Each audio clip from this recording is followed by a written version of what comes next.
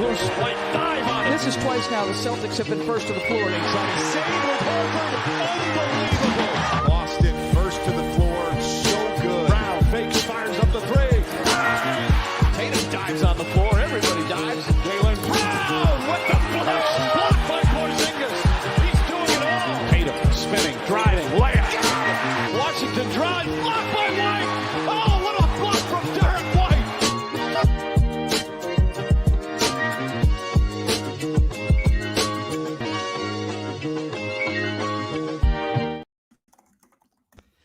What is up? Welcome back to another episode of First to the Floor, and welcome to episode 1 of our Rivals Series for the offseason, where we're starting with the Golden State Warriors. Bit of a curveball, and so we're welcoming Sam Esfandiari, which I was supposed to ask you if I was going to pronounce that correctly before we hopped on. Oh, but 10 out of 10, sir. 10 out of 10. Let's go. I get impressed when anyone gets it on first try. So There we go. Awesome.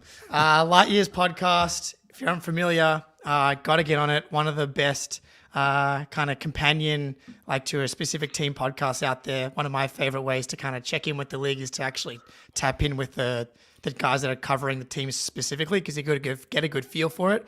My first time listening to the Light Years podcast was after a Warriors Portland game where the Warriors won, but it was in the midst of, I don't know, wherever they are now, that was kind of the beginning of it.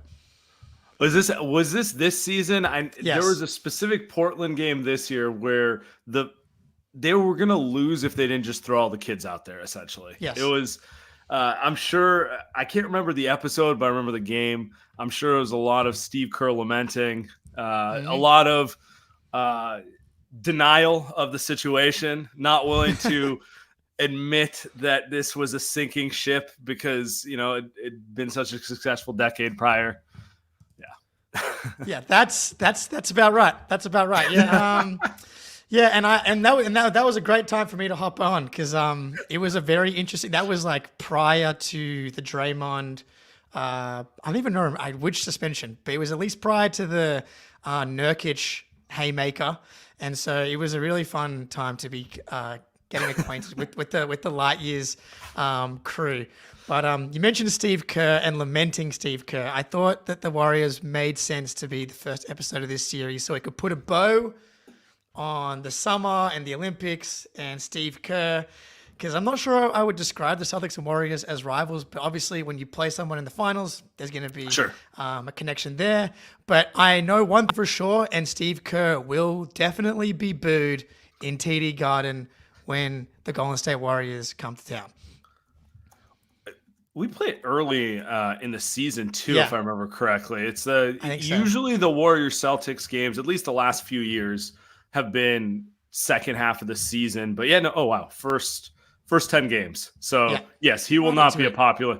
He will not be a popular man when he comes to town. It's funny because he has a lot of admiration for the Celtics, the way they do everything. Like in many ways, the two organizations view each other similarly. I don't know if your listeners know this, but Joe Lacob was a minority owner of the Celtics before he bought the Warriors. Danny Ainge was actually the person who recommended Bob Myers to him. And this is during the Kevin Garnett, the Big Three era there. Mm-hmm. So there were in many ways kind of like aspirational goal of what he wanted to do with the Warriors 15 years prior. Obviously they had success or everything, but even just taking it to Steve Kerr, just the way he sees the game, the way Stevens, Mazzulla see the game, there's a lot of similarities there. So it's kind of ironic, but I completely get it because that's your guy. And, someone has to be the bad guy here. And Steve's happy to be the bad guy. Yeah.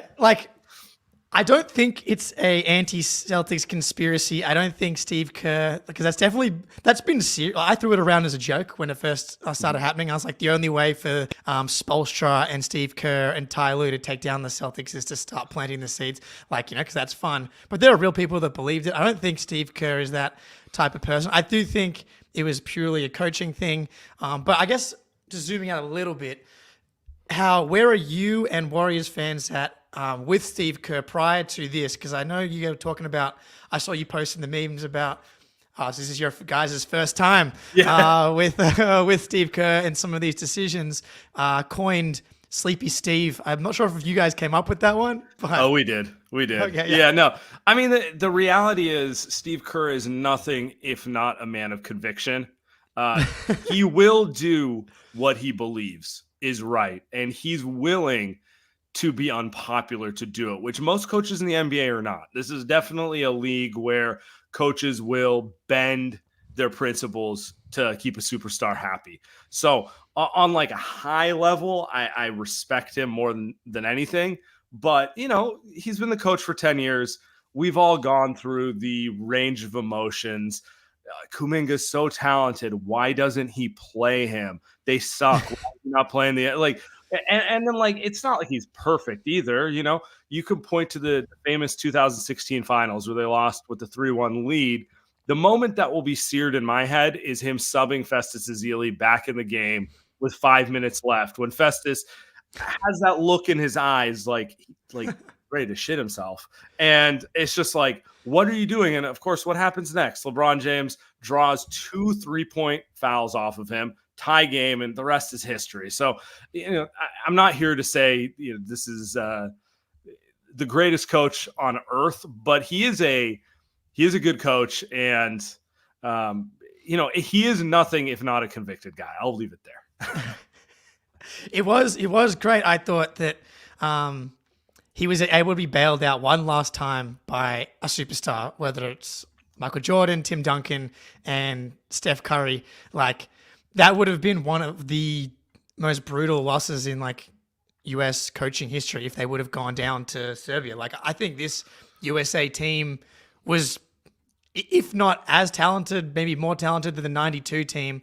The collection of talent on this team was pretty absurd.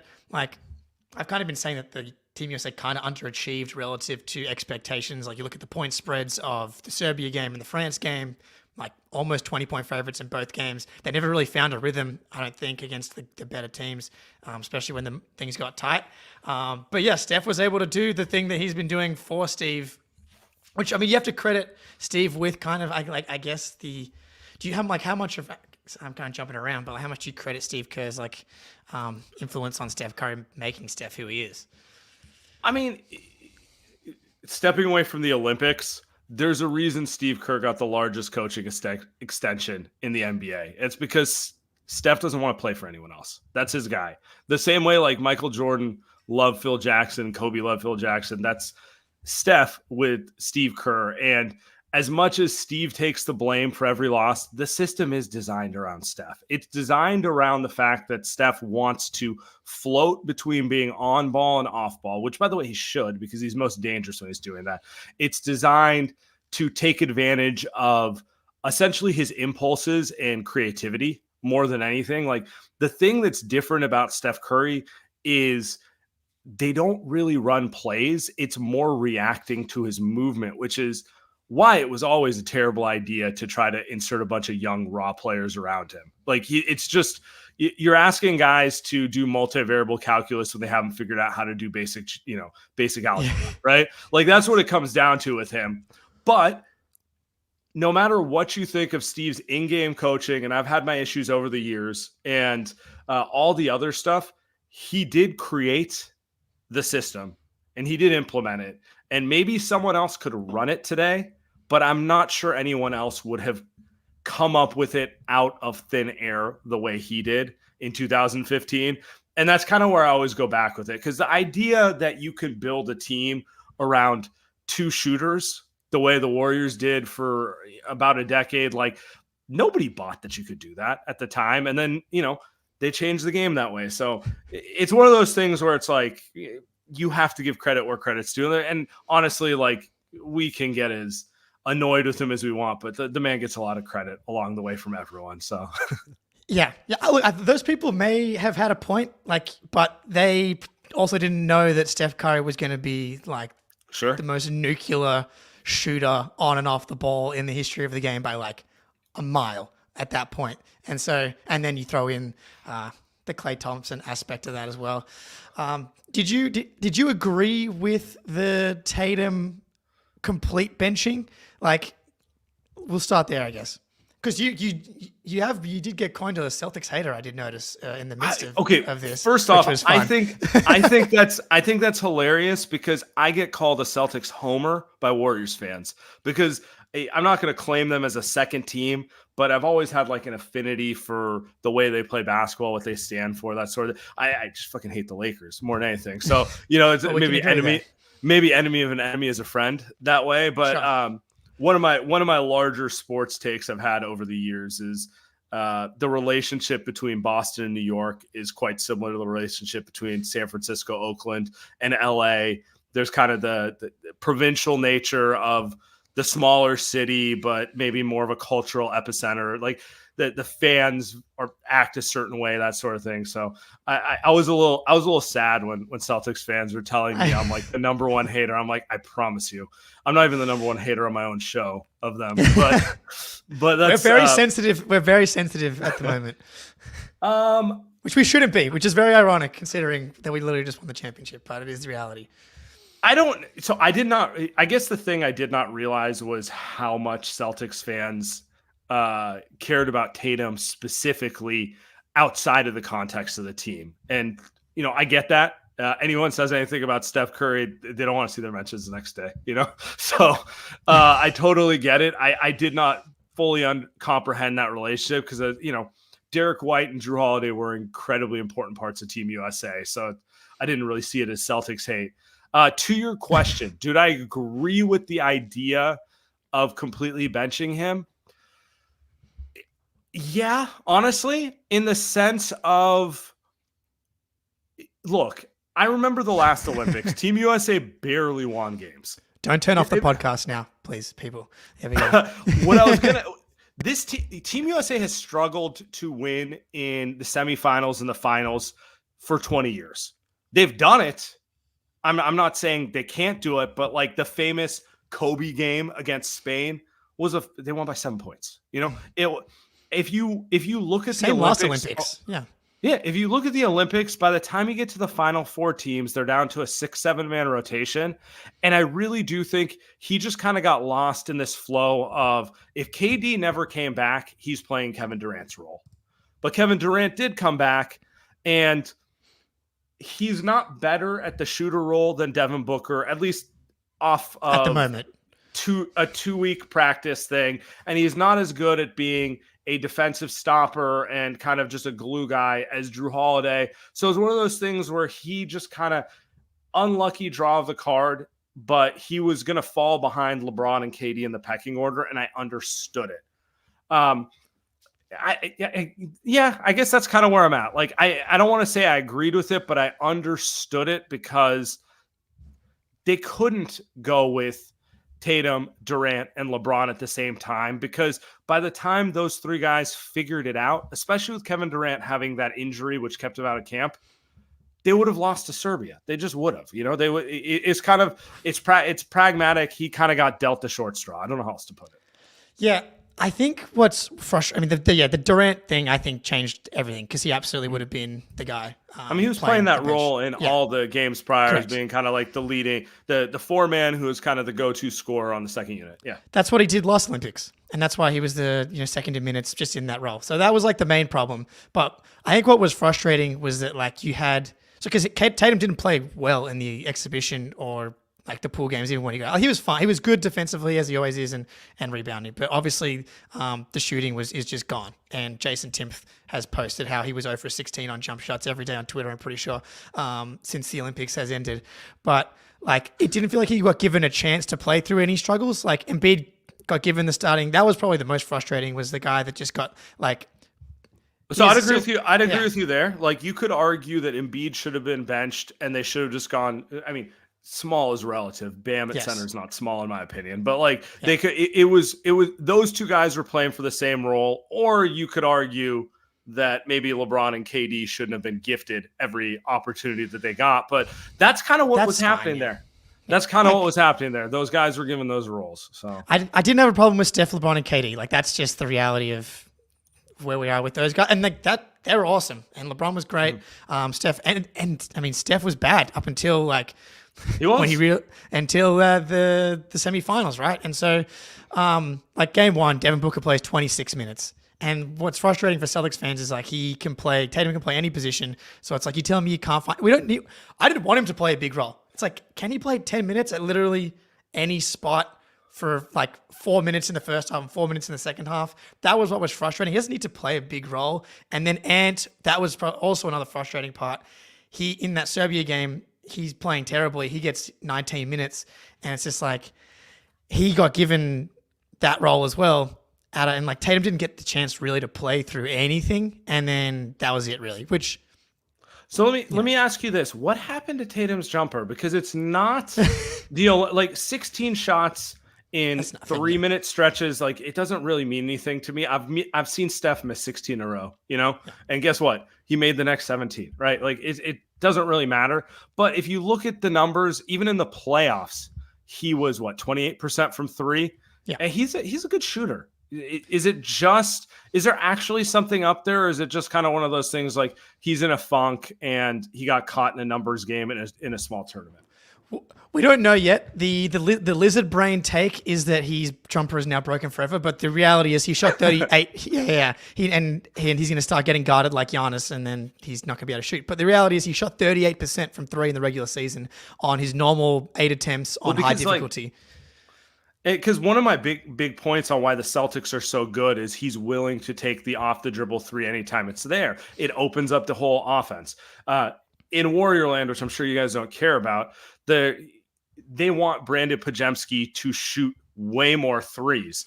And it's mostly because he's a really good decision maker. He may end up being like Derek White. He may end up being better. But the whole concept is, look, man. About that. Or he may end up being worse. Who knows?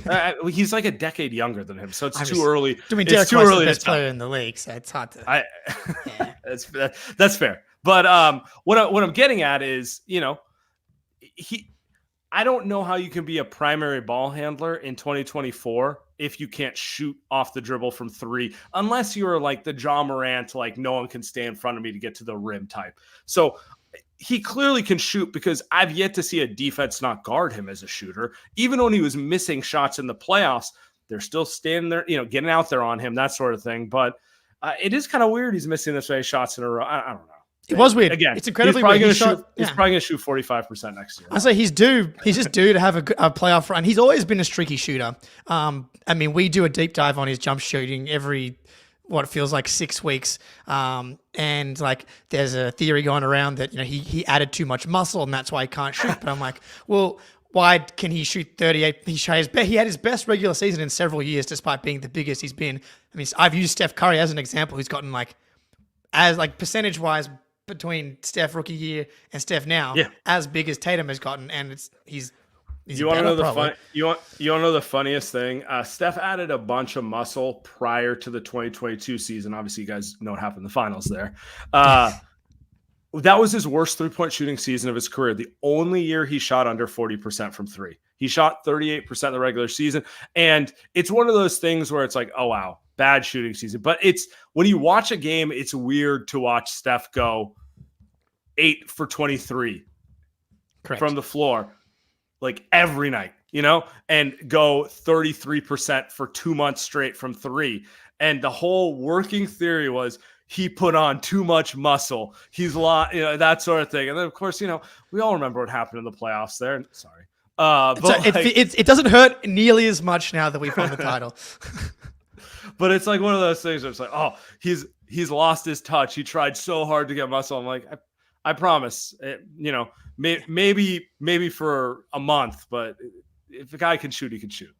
Yeah. So I don't think it's broken. I think he's always been streaky. I think part of it, he wanted to win the title so badly. Like he's become a lightning rod for just discourse now.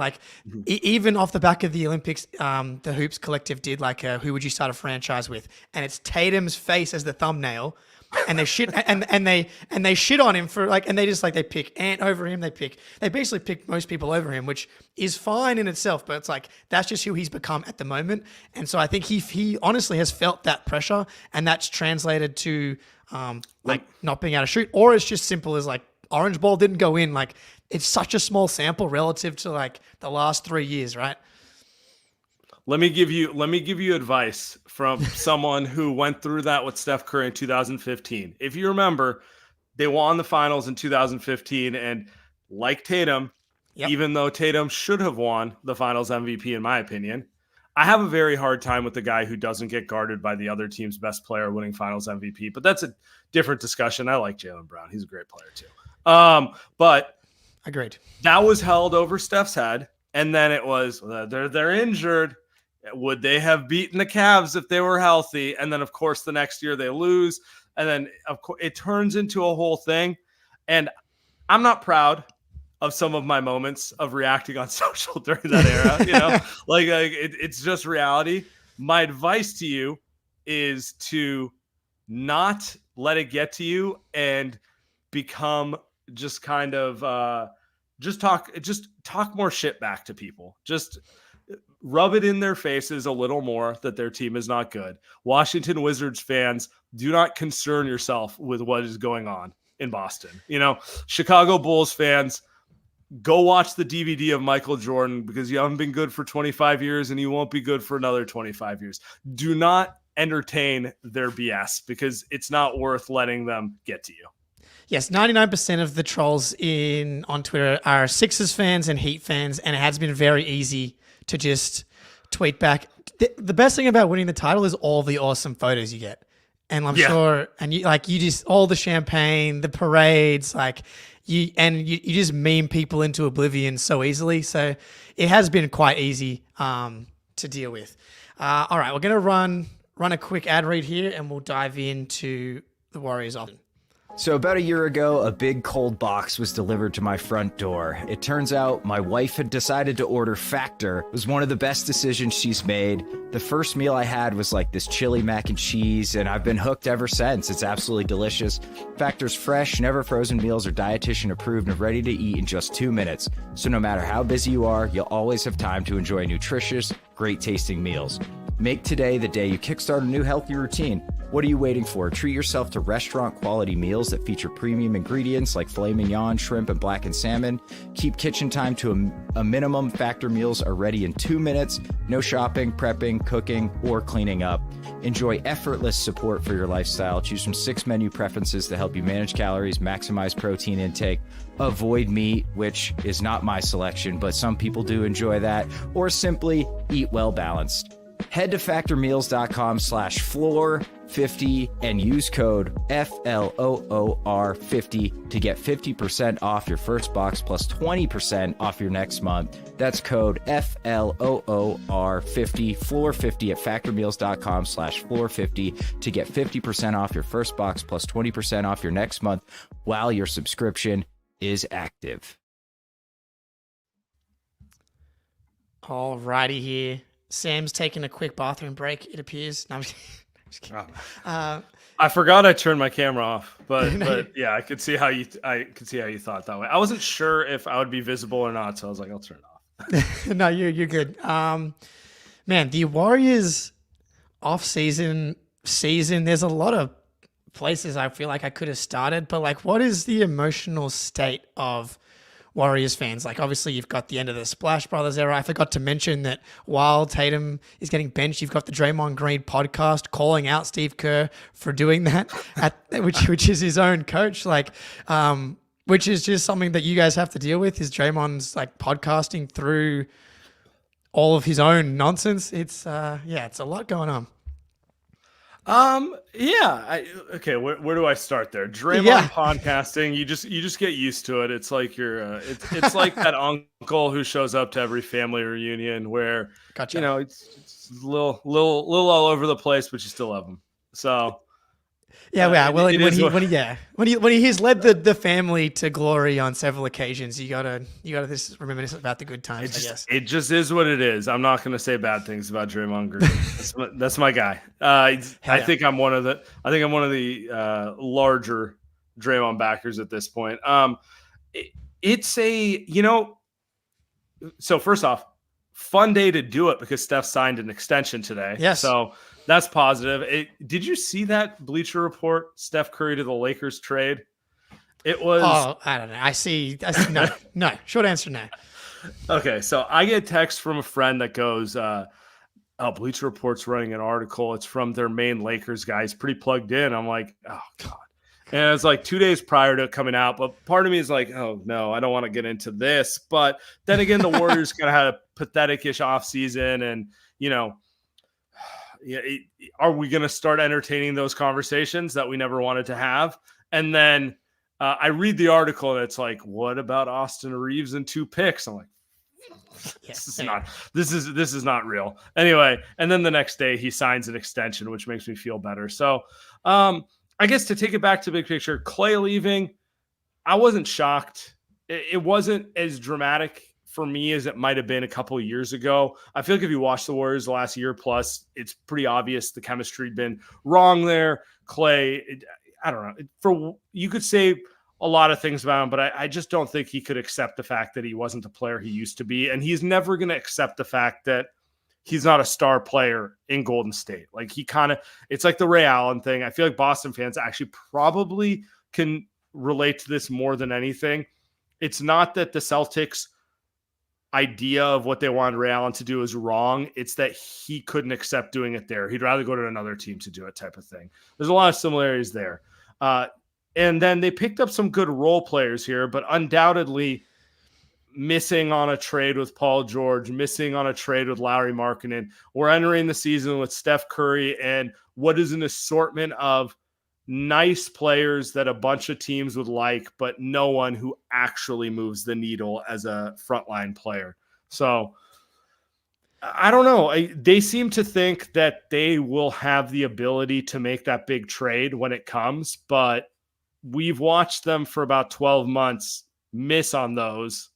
And so I'm skeptical. Steph's apparently not skeptical. He signed the contract. He's willing to keep staying. And so, I still get to watch Steph Curry play every night. And I promise you that's better than like most teams in the league's nightly viewing. But, it's hard to like watch this whole thing and be like, all right, can you just go all in, please? Please give a team around him so that I'd rather watch them fail trying than do this thing where they're trying to thread the needle. Does that make sense? Yeah, definitely. Like I was definitely pro them trying to go for Siakam because I think that Steph is he's an elevator. Like anyone that you think, Siakam has also been the number 2-ish guy on a championship team before. We've seen how good he can be with Indiana. He would have been awesome with Draymond and Steph. I guarantee it.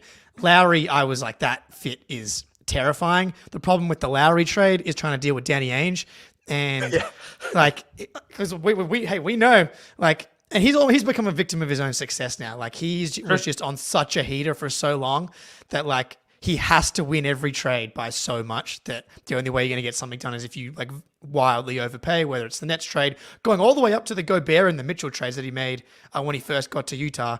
So I think he's fucked that one up. But I was like, they should go all in to a point. There's all in, and there's just what the Knicks have done for Mikal Bridges. I mean, maybe you would have been willing to do something like that because you believe that much in Lowry. But I don't think Lowry puts the Warriors in a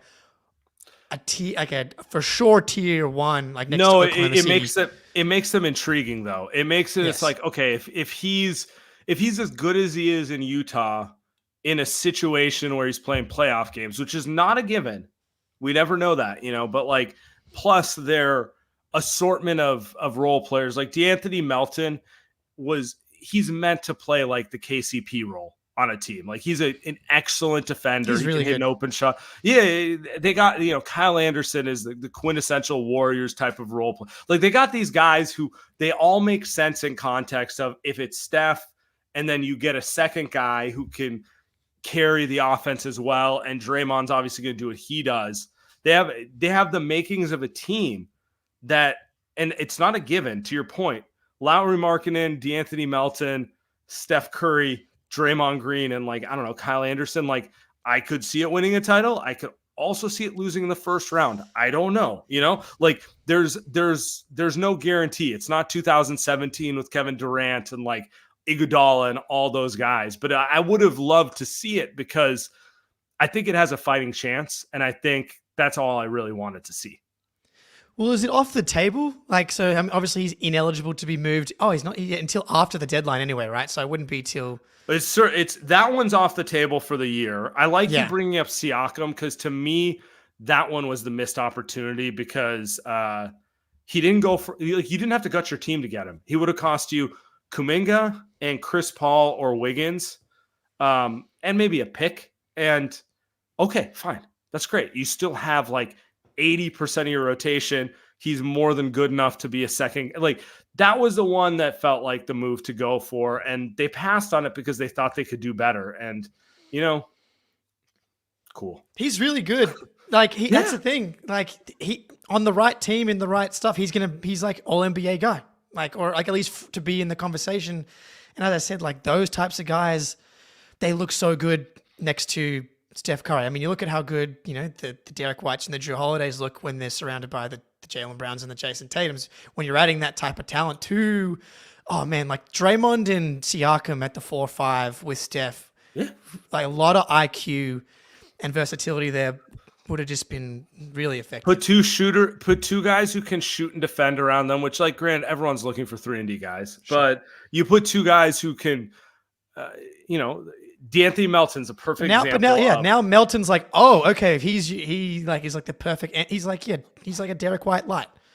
Exactly, or KCP, one of those type of players where it's just like, oh, this guy was meant to be that fourth guy on a contender, defending, hitting open shots, doing everything. So yeah, I mean, when I look at the Warriors, what I gather is Steph clearly believes that they're going to be able to make a move for a player within the next 12 months.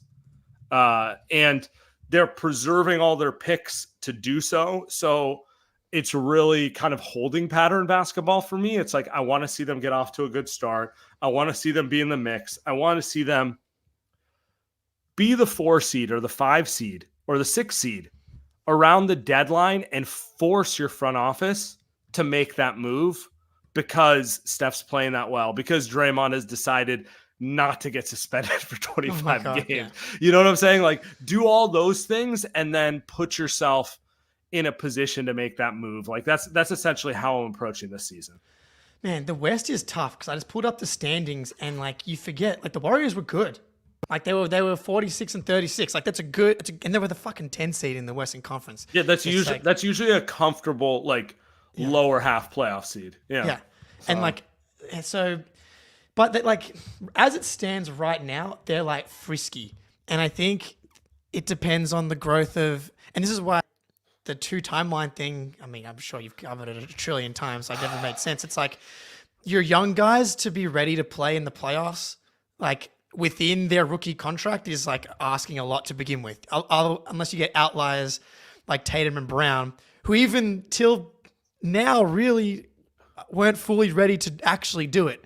And so like right now they're a frisky, fun team, league pass team to me, where like if they make this like the top 6, it's going to be like exceeding expectations. But I'd be like, they're probably going to me be fighting because they're like that whole glut, right? What was how much separated them? Team. Yeah, like there are only 5 games separated them and the Clippers at the 4 seed last year. It would probably be pretty similar type situation. Maybe if Draymond doesn't get suspended, then like you can actually get some momentum, cohesion, and you're actually on the top half of that glut and you're feeling okay. Yeah, no, I mean, your diagnosis is correct. And by the way, Steph played 72 or 74 games last. What happens if Steph plays his normal 60-ish games because he's 36 years old? Are you equipped to split? Like Steph misses 6 games in a row. Are you equipped to go 3-3 or are you going to go 0-6? Like those are the type of things where it gets really murky for them in that capacity. Yeah, to your point, like Kuminga, first off, I don't think he'll become as good as Jaylen Brown or Pascal Siakam, but he strikes me as a player in that category where that's kind of his relative ceiling. That caliber of second star, very good. But both those guys, it took. Yes, I was going to say Jaylen Brown made his first All-Star game at 25, which is honestly still good. A big gap between what he that turned and what he into is now. again. Yeah, exactly. Siakam later on, I think 27. So that's my point. He's going to be 22 when the season starts. If he averages like 18 to 20 points and consistently plays 30 minutes a game, that is a win for development. But is that a win for what the Warriors need? Probably not, because they want him to skip like 4 steps, which feels highly unrealistic. Yeah, I was like not a huge Kuminga guy because like the feel, especially in that system, you as you said before, like you're asking so much, and like that's clearly similar to Jaylen, not a guy that like picks up the read and react stuff like super easily. Can be lost off ball defensively. But I thought he made like tons of strides in that department, like just feeling like a better basketball player. And then he was able to harness some of that athletic talent. But that's still multiple years away from being it. Because like right now, who's their second? Like Draymond's their second best player, but who's like their second? Like it's scoring. Kuminga. It's Kuminga. He's going to. Much. And he can. And the funny thing is, I do think he can give them 20 a game with reasonable efficiency. But what they really should be wanting him to do is become a two-way player. I'd rather he average 15, but turn into the defender that Tatum or Brown are, than average 20, but not play defense because he's exerting all his energy on that end of the floor. But that's the roster they've built right now. I'm a huge Podziemski guy. I really do think he's going to be a good player, but he's not going to be the second leading scorer on this team, And Andrew Wiggins, that's not who he is either. We've tried that in Minnesota and other places, and we know what the results of that looks like. So it's just kind of like they're putting a lot in the Kuminga basket and then just praying that they signed all these like high IQ vets who can, for sure fill the system, like DeAnthony Melton, Kyle Anderson, even Buddy Hield. Like they all feel like they've meant to be Warriors players for Steve Kerr, but like in like smaller roles, of course. Yeah, man, looking at the roster, I'm like, how did they beat the Celtics? Obviously the answer is Steph Curry, but I know the Andrew Wiggins thing is a weird topic, but obviously hasn't been the same player anywhere near what he was in that final series. Looney fell apart. Looney might be on the comeback. I saw Looney over the summer. He looks in great shape. I think he realized, the big baby body type is not the right one for him. So he's lost. It looks like 25 pounds to me. He looks ready to be back as kind of that rebound defensive force. Jordan Poole gets underrated in Warrior history for just how good he was on that team in general. And I know he didn't play the largest role in the finals because that's all you need. The matchup wasn't necessarily favorable for him, right? But like he was, he had a 32-9-8 game against the Memphis Grizzlies in a game they won by 1 point when Draymond Green got sent out. I don't know how that series goes if he doesn't go nuclear to save game 1. And like those small moments, they do matter. They do kind of change things. So I think the Warriors had something. Otto Porter was excellent for them. Oh my God. And another one who hasn't played a second since the finals ended. They caught lightning in a bottle. They got everyone peaking together at the right time. Like all those players in theory fit and are good. And since then they've been kind of paying the bill for the voodoo magic. So yeah, that was the story of the last 2 seasons for the Celtics. It was like the voodoo magic, whether it was Caleb Martin in the conference finals or it was Otto Porter or Andrew Wiggins having like this stretch. And I know this is probably too deep, Pandora's box of a question, but is the flashpoint kind of like the Draymond Green punching Jordan Poole in the face? Or is it like the fact that they paid Jordan Poole that monster Clay the big of a contract? I think it's everything. I think they're paying for the karma of 2 timelines. That's what I think it is. Always forgotten was they were 28-6 before Clay came back from his injury. Clay came back and he demanded the starting spot. That made Jordan Poole feel a certain way. They started slowly losing Jordan Poole in that process. I understand both sides of it, but Clay was more concerned with proving he could be Clay. And Jordan Poole's a young guy, and he's like, we're the number 1 seed. Why do I have to come off the bench? You know? So that's step one of it. I always felt like Draymond punching Jordan Poole was him defending Clay. It's a very Draymond thing to do. Yeah, I would say so. But I think the overarching thing was they're paying for karma of trying to do too many things instead of just be committed to one thing, you know? So you can say the punch was emblematic of it, and most people will blame the punch for everything. I think it's more karmic on, look, man, what do you expect? Steph's in his 30s, Draymond's in his 30s, and you're giving them 19-year-old Kuminga and 22-year-old Jordan Poole, and like, what do you think is going to happen? It's not going to have that same chemistry as a Boston Celtics where you have 2 young guys who've been together for 6-7 years and a bunch of veterans who absolutely understand their roles off it, and all they care about is winning. There's no secondary agendas on that team, right? It's like flying too close to the sun. It's like they won titles and they thought they could do whatever they wanted, but like there's realities to a team. Everyone has to be on the same page. Everyone has to be about it, you know? It's a tricky balance because you need everyone to have that kind of hubris to get to where you need to be. And then at the same, like we saw it with Brady and Belichick. Belichick just thought that he was untouchable. He thought that freaking Matt Patricia could run the offense. Before we move to the Celtics part of it, quickly, your expectation, prediction for Warriors 2024-2025 season. My expectation is the same thing as we saw last year. Playing, disappointing. Steph will produce magic at various points where I completely lie to myself. And I'm just like, turning the corner, he can literally win with anyone. I can be out there. We'll be fine, you know, because he has that effect on you where you're just like, you watch him and you're just like, anything's possible. Why can't Podziemski be the second best player on a title team? I will at some point during this year have that thought in my head, and I just have to remind myself that no, that Steph just hit 8 threes in a row. That's what happened. That's what just happened. It's not Podziemski, you know? So that's that.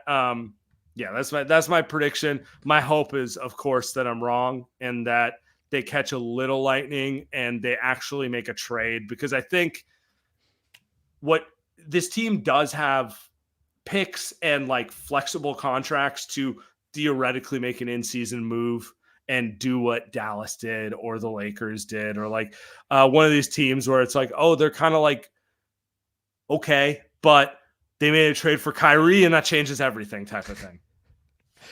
I'm with you. I think I'm hopeful. I just want them in the playoffs because there's like, it's funny. I've always loved Steph, and then I had to have the last 2 years of like every time he would do Steph stuff, it just felt different because he like did what he did to us in the finals. Yeah. But now I'm able to like really enjoy it again. So, which is awesome. So I would like really love to see them in the playoffs again. We'll go one more ad read and we'll hit on the Celtics and then get out of here. It's finally football season. The West Virginia Mountaineers kick off the season against number 8 Penn State in Morgantown. I'll be using Game Time to easily find incredible deals on great tickets in Milan Puskar Stadium to catch the Mounties hopefully upset the Nittany Lions. When you jump on Game Time, it's got the stadium right in front of you. It's really easy to find awesome seats. You can get amazing deals like the aptly named Super Deal, which can save money and get you a great spot in the stadium. It's also got concert tickets and tickets to a bunch of other shows, so definitely check that out. Personally, I love the all-in pricing, which you toggle on and Game Time shows you the full price up front, no surprise fees at checkout. So take the guesswork out of buying concert tickets or sports tickets with Game Time. Download the Game Time app, create an account, and use code CLNS for $20 off your first purchase. Terms apply. Again, create an account and redeem code CLNS for $20 off. Download Game Time today. Last-minute tickets, lowest price, guaranteed. All right, the Boston Celtics. Has your perception of who they are and who they can be changed? Because I think going into the playoffs, I hate to call you out. You did pick the Mavericks in the finals. which I DM'd you about, and you said I just got to see it, and like a lot of people just felt like we've seen them be good before. We got to see them do it on the biggest stage, which I think was fair at the time, kind of. But yeah, I get it. Changed? It has. I think they're their favorites this year. Honestly, Denver, I think, is going to take a step back. Just they have to. They lost one of their better players, and they didn't really replace him. Like, I like Christian Braun, but it's probably not going to be KCP. It has, and actually, I love the fact that they won because I think a lot of their issues over the last 2 years were not really basketball, in the sense of I can't point to like, oh, they have no idea how to shoot or no idea how to like guard something. It was just kind of like youth and like one too many mistakes in a big moment type of thing, right? I think winning will give them confidence. My questions with the Celtics are mostly related to, is this the year Al Horford's old? And is this the year that Kristaps Porzingis is too injured? Like, because you need one of those guys, But if you can promise me that, I think they're going to be better than they were last year. They may not have a better record, but the confidence of getting it done, like I've watched it happen, obviously with the Warriors, but I've seen it with teams throughout history in the NBA. Once you've won one, you feel no pressure in those moments anymore because you've been there, you've done it. And this was literally a team who'd done everything but it. So I just needed to see them do it. And then once they did it, I'm like, they're good. They're good. They're going to be good. I would pick them today to repeat. That would be my pick today. That I don't see anyone in the West. Like Minnesota is never going to win with Rudy Gobert. I'm sorry. It's never it's not happening. They're going to, well, you guys are the perfect example. Who does he guard? Who does he guard against the Celtics? He doesn't play in that series. You know what I'm saying? Like, and it's just a waste of space to invest that much of your capital into a guy who can't play a 5-out defense. So, for me, it's always the other end. Yeah, it's the other end for me, for him. It's like he makes them too easy to guard for a team like the Celtics, and that too, and that too. Like he's not actually dominant enough finishing the ball to make it worth its while on that end. So, OKC is probably the team in the West who I'm like, they look terrifying, but they still feel a year-ish away to me. There's a lot that's on Chet and Jalen Williams is. Yeah, I almost said Brunson. Right. No, it's so my point is like they feel, I mean, it's not OKC's story. They always feel perennially like a year away, but do they ever get that year? So yeah, that's the team talent-wise that has like the actual matchup ability to go to like to beat the Celtics. You need to have guys that are like you can't play one-way guys, and like that's the one team right now that feels like they can do it. And I think and I don't even think it's a Boston thing. I think that's just the NBA. Sure. Part of the reason Miami's a problem for you guys, or has been a problem in various years, is Bam. There's not a matchup that he's a weakness on. You have to be able to play 5-out defensively. You have to be able to switch everything. You have to be able to have no defensive weakness. And in a perfect world, it's 5-out on both sides. But if it's going to be one end or the other, defense more than offense, right? So Boston obviously has the roster that everyone aspires to, which is 5-out with 2 shooting bigs. And at no point do you there was the game last year where the Warriors decided to not guard Jaylen Brown. And that was just like, I mean, I get it. He's the worst shooter of the bunch, but he can fucking shoot the ball, dude. He's not like a bad shooter. It's just in context of better shooters, So, like you can't do that stuff with them. It's like why Al Horford or Derek White have been the ones that have been quote unquote hunted. But that's because they're switching everything and you have to attack someone. And it's like, well, fuck, I guess we're going to go with Derek White or Al Horford because he's the smallest or he's the slowest. But that's, unless Donovan Mitchell goes like 7 for 10 on pull-up threes in the first half, and he does that again in the second half, and it's just not a sustainable thing. Exactly. So that's kind of where I'm at with them, where it's just like they're the team model everyone wants to get to. I think they'll be better this year, is honestly my opinion. I seen the only, like I said, my only question is this the year Al Horford gets old? I don't. I need to see it before I believe it. And then, Porzingis' health is always going to make me a little uncomfortable. So yeah, Porzingis' health is like a roll of the dice. He's just one of those guys. It's like, are you going to get? That's what's crazy.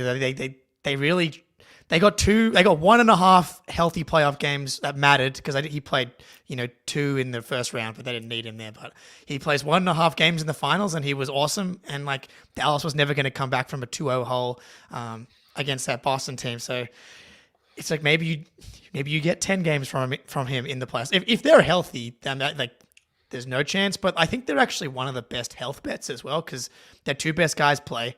Drew and Derek are healthy, and you say the Horford thing.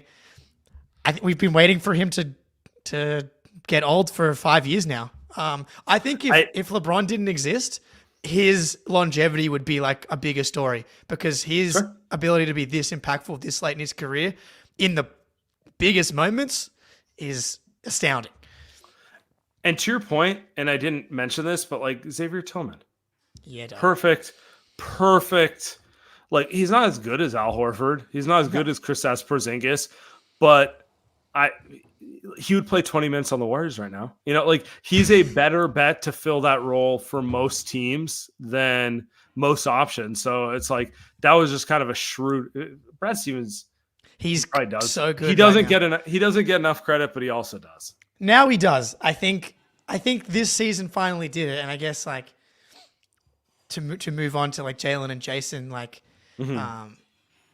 He was making all these moves, but going into the playoffs, it was all the Celtics tropes that people use where Jaylen can't dribble, Derek White's not an all-star, it's just the Celtics media gassing him up. Drew Holiday is a playoff dropper. Al Horford's going to be old. Sam Hauser can't hold up on switches in the playoffs. And these are all Brad Stevens' moves, and then all of them flip. And so now the haters, their go-to thing. You even joked in the DMs. It's like Tatum's a role player or Tatum's not a top 5 player. That's the thing. And it's like because all of the guys that people said weren't going to be difference makers ended up being the guys that Celtics fans told everybody they were. So now it's like, well, Tatum is a role player, is the online troll. So the question I'm asking everybody, you've already kind of touched on it there, is can the Celtics repeat? But I want to ask you about the what that's like. But like, where do you have Tatum ranked? Like, and off the top, I know it's tricky off the top of your head because I think people get caught up in the top 5. Like, it's literally just the number 5. But to me, there's like a big tier of like, it's like Jokic and Giannis to me are like tier 1, and then tier 2, it's like a big kind of group of like 7 guys. Okay, so you're not going to get me to admit that anyone's better than Steph. So peak-wise, I think it's totally fair to still have Steph like right. Yeah, he's like being actually honest about it. Like, yes, Steph is not as consistent as he was 3 years ago. That's just age. He's 36. But when he's on his night, he's as good as anyone. Tatum to me is probably the best two-way wing in the league. The players I would put ahead of him are players who just generate offense better than him. So to your point, that's Jokic, that's Steph, that's LeBron still, that's Luka still, that's Giannis. So he's somewhere in 5 to 10 range for me. Yeah. That's kind of where I'm at with him. It's a nuanced thing because I view those guys almost as, I don't know, you're not American, so I don't know how much you know baseball. 50%, but like, I view a lot of those guys. I know those guys like as DHs.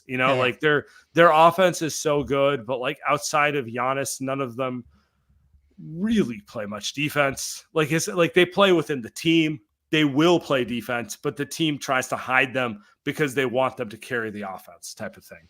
Tatum, his value is extracted from the fact that he's one of the better defensive players. Like he deserves to make an All-NBA defensive team.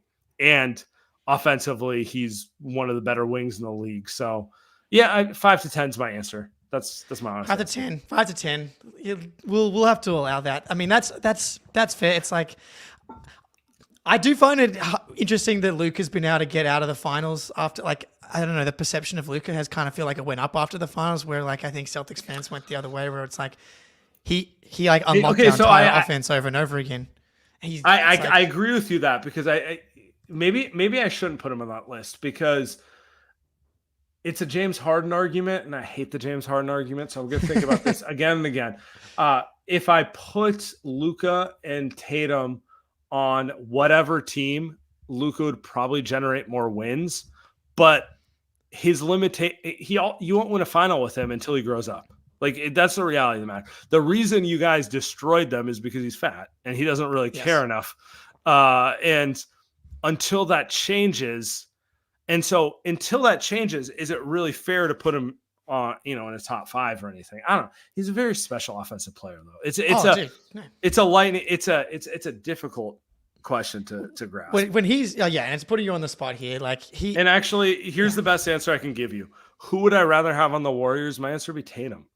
But maybe that's Steph Curry related. I don't need Luka on my team, but I know Tatum, literally they're a title contender right now. That's it. Done. We're good. Yeah. Second option solved. Great job, Mike W. So Tatum and Steph would be very fun. We would, I think, maybe that's where Steph goes next. That would be very fun. I think a lot of Tatum's value is in like, can you guarantee your other stars are going to play 75 games and play 45 minutes a night in the playoffs and play every position? That's just like he's overtasked as like a primary offensive player in the finals, but he's by far the Celtics' best option, and he does a pretty freaking good job of doing it, considering all the other things that he does provide. Well, it's like, I watched Kevin Durant play with Steph Curry for 3 years, and that was some of the best basketball I've ever seen. And, it ended up turning into who's more valuable and all that bullshit. But one of the things and this applies to Tatum, one of the things that makes a guy like that so valuable is their ability to fit in either way. You need to run the offense through them, you can. You need to play them off ball as a secondary guy, you can. You need them to guard the other team's best player, they can. So there's like kind of the flexibility that someone like Luka Doncic would never offer. You get Luka, it's awesome, but it's a Luka show. It's always going to be the Luka show.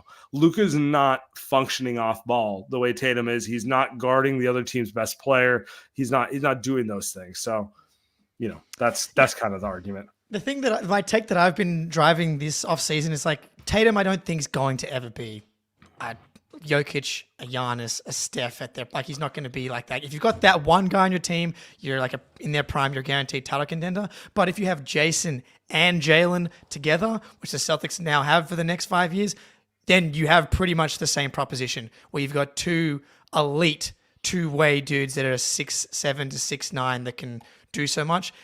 Then you've got the same exact proposition. So it doesn't really matter if he's 7 or 2.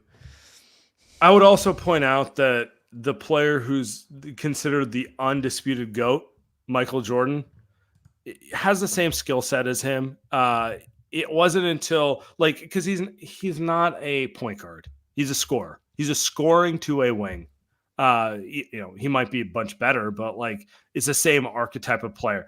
But then they get the triangle, the system fits, and next thing you know, the story changes. So, we're currently in an era where people love triple-double players more than anything. And so there's this, and I just fell for it, but there's this impetus to overrate Luka because he can just dominate the ball. And the stat line at the end of the game is 36, 14, and 9. And you're like, whoa. And there's no consideration for the fact that, it is possible to move the ball and not have to have a one-player centric offense. Yep. Last question. I will point out Tatum had 31, 8, and 11 in Game 5 of the finals to close it out, but no one cares. It's crazy that that's the last game he played, the 31, 8, and 11, and it doesn't matter. I said it earlier on the show. He should have won Finals MVP. Yeah, I thought he was. Right. But whatever. It's whatever. The last team to repeat was the Warriors. Is there anything Steve Kerr did? Is there anything you think that the Celtics need to do? Or was that kind of an example of that team was always going to repeat just because unless they got injured because KD, Steph, Clay, and Draymond is maybe the best team ever assembled. That was the start of their chemistry issues. That was the start of, and maybe it was because it was too easy for them the first time, but that was the start of conflicting agendas and the disease of more hitting. So I think the number one thing for the Celtics, like I said, two things for the Celtics to stop them from repeating. One, their center rotation's injured. I love Xavier Tillman, but I don't think 4 rounds of him as the only option is going to get it done. The second is disease of more hits. That's really it, and they don't seem like a team where it's going to hit. Like, I don't, as much as people love to do the Jayson thing, like it would have combusted by now if it was going to, right? So that's not a real thing. And I don't think Derek White's coming back going like, is my team now. Give me the ball, I don't think any of that's happening, but disease of more is probably the biggest one. Other than that, it's like, if they're healthy going into the playoffs, like I think they're going to be better than they were last year. I think doing it just gives guys confidence and it matters.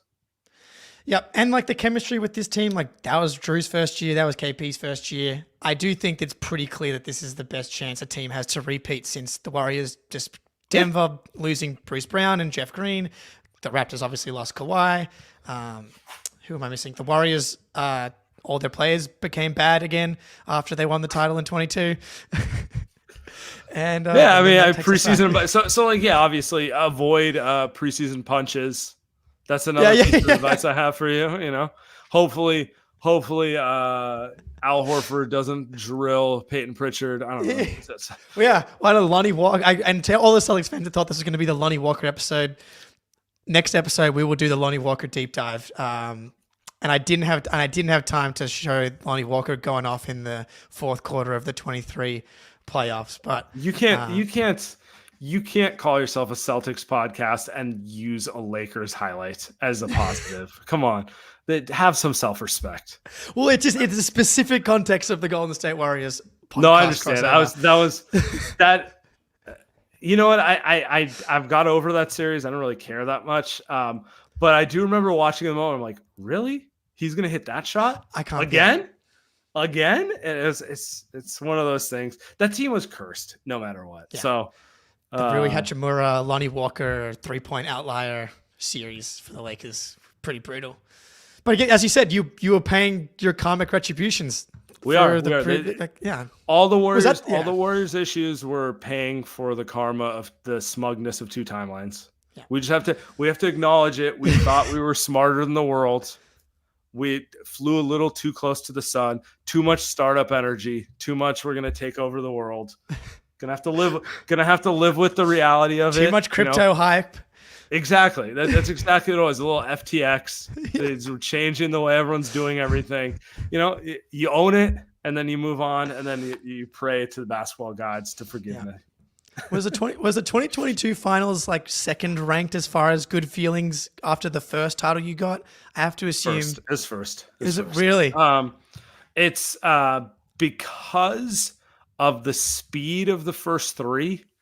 In some ways, I take it back. The first one, I remember where I was. I was at my buddy's house, and it was like they really did that because you have to remember they didn't fail the way that Tatum and Brown did as many years ago, because that's normal. That's absolutely normal. The Warriors out of nowhere went from being a low playoff team to getting it done. It'd be like if the Celtics won in 2019. That's what it would have been like. It's like, oh, we had 2 cute playoff runs and now we're the best team ever. Like that sort of thing. And then they go on the 73 win run and the finals, we'll forget about it. It was fixed. And then they get Kevin Durant and everything's good. And then all the injuries happen and they feel lost in the abyss and all the narratives. And so just to have the prove it finals where it was kind of like, I know you think Steph's overrated. He's not. I know you think this team's overrated. They're not. That was, in some ways, it was more validating because the rise happened too fast. I don't know that Warrior fans actually appreciated the rise because we didn't suffer to get there. Yeah, that's why I think why Celtics, we were so happy. We went through, more Game 7 losses in a 2-year span than any other team in history. We went through a lot of losses in the first 5 years. if the Warriors followed the Celtics path, which is the most normal path these teams follow, they would have lost the second round at 15, made the conference finals at 16, 17, had their heart broken a couple times. And then 2019 or 20 would have been the breakthrough year, but it happened so fast. Everyone got smug. I mean, it's such a Bay Area thing. So, it's just kind of like everyone got too excited about it. And so that's why I think 2022, in some ways, it was kind of like it all happened. Everyone got rich and high off of it. And then it fell apart. For them to come back and do it, it was like, oh, wow, these guys they're even better than I thought they were. Oh, well, let's hope that this is the beginning of our 3 year. We win 3, we have a couple of years off, we get one more. But Sam, this has been awesome, dude. Appreciate you giving up way too much time to hang out with us here. Also, Light Years podcast. Is there anything else you want to plug before we get out of here? No, that's it. I appreciate everyone. This was a lot of fun. Hopefully Celtics fans do not hate me the way I got it over the summer. I really do appreciate you guys. Let's do it again. I feel like this was a good PR tour. This is like, the politician coming on the this whatever is me coming on Fox News. Exactly. Yeah. This is you coming. Yeah, exactly. The deep state Boston media. Mostly softballs. Why is Steph so great, et cetera, et cetera. Yeah, man, really good. All right, everybody, we'll be back early next week. We will do the Lonnie Walker deep dive. Yes, Brad Stevens has done it again. Till next time, go Celtics.